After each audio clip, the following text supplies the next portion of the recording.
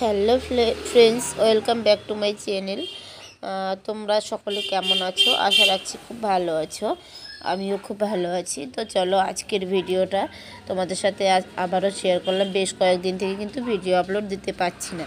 তো যাই হোক, আগের ভিডিওগুলোতে তোমরা কিন্তু অনেক অনেক ভালোবাসা দিয়েছো, তো তার জন্য তোমাদের অসংখ্য ধন্যবাদ। আর আজকের ভিডিওটা তোমরা দেখে নাও। আজকের ভিডিওটাও কিন্তু একটা আন্ডারআর্ম বক্সের। তো এখানে দুটো আমি আন্ডারআর্ম বক্স দেখাবো। তো দুটোই কিন্তু একটু আলাদা আলাদা হেয়ার গ্রোথ, তো সেটা তোমরা দেখতে থাকো। তো প্রথমের হেয়ার গ্রোথটা কিন্তু মোটামুটি অনেকটাই ছিল, আর হেয়ারটা কিন্তু অনেক ছোট এবং স্ট্রং ছিল। তো সেটা কিন্তু আমি খুব ভালোভাবে দুবার ওয়াক্স লাগিয়ে কিন্তু সুন্দরভাবে রিমুভ করে দিলাম। আর সেকেন্ড যেটা হচ্ছে সেটা দেখো, হেয়ার গ্রোথ কিন্তু মোটামুটি মিডিয়াম আছে।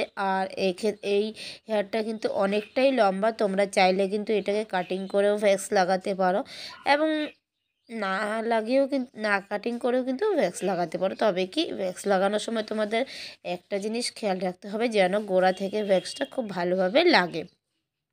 গোড়া থেকে যদি খুব ভালোভাবে না লাগে, তাহলে কিন্তু হেয়ারগুলো ভালোভাবে উঠে আসবে না। তোমাদের সেকেন্ড আরও 2-3 বার ট্রাই করতে হবে। তো দেখো, এখানে কিন্তু আমি একবারে মোটামুটি যতটা হেয়ার ছিল সবটাই তুলে ফেলেছি। তো বাকি যেটুকু ছিল সেখানে আর একটু টেলকম পাউডার লাগিয়ে সেটাকে আবার রিমুভ করে দেবো। তোমাদেরকে একটা কথা বলবো, প্রথমে যখন তোমরা হেয়ার রিমুভ করতে যাবে তখন কিন্তু আন্ডারআর্মটা খুব ভালোভাবে ক্লিন করে নেবে।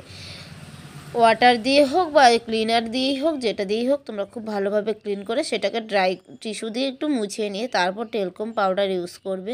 টেলকম পাউডার ইউজ করে খুব ভালোভাবে সেটাকে ভ্যাক্স করবে। আর হেয়ারের গ্রোথ যেদিকে থাকবে ঠিক তার উল্টো দিকে কিন্তু তোমরা ভ্যাক্সটাকে টেনে লাগিয়ে নেবে। তাহলেই দেখবে খুব সুন্দরভাবে কিন্তু হেয়ার রিমুভ হয়ে যাবে। তো এই ভিডিওটা তোমাদের কেমন লাগলো অবশ্যই কমেন্ট করে জানিয়ে দিও, আর একটা লাইক